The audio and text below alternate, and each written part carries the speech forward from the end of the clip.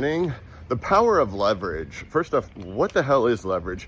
Basically, it's using other people's money or some form of credit line to invest, typically in real estate, which is why real estate is the number one way to build generational wealth. To kind of give an example, with stocks, if you invest $30,000 in stocks, you have $30,000 in stocks. Obviously, you can't control what happens. There's a ton of market volatility. Right now is a perfect example.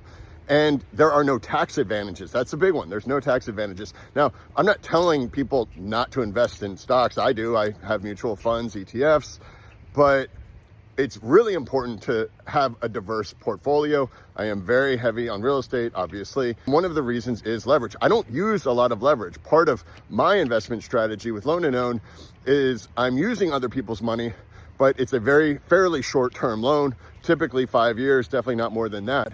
And I'm taking their money, buying a property all cash, and that creates cash flow. So after I pay the private money lender back, it's 100% cash flow.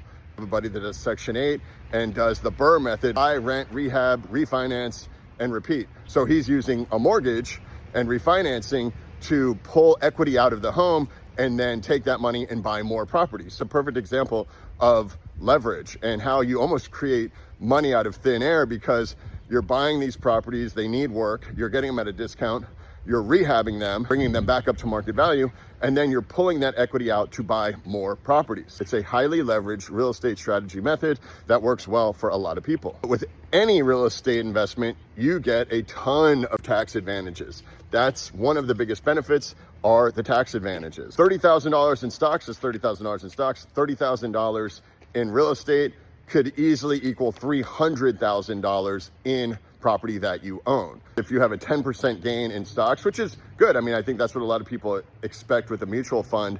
That's still only $3,000. I'm not saying don't buy stocks, and I'm not saying go and use a ton of leverage. My goal is to use leverage and get out of it as quickly as possible. That's why so many people use leverage. So many people use real estate for their tax benefits and to create generational wealth. Question of the day.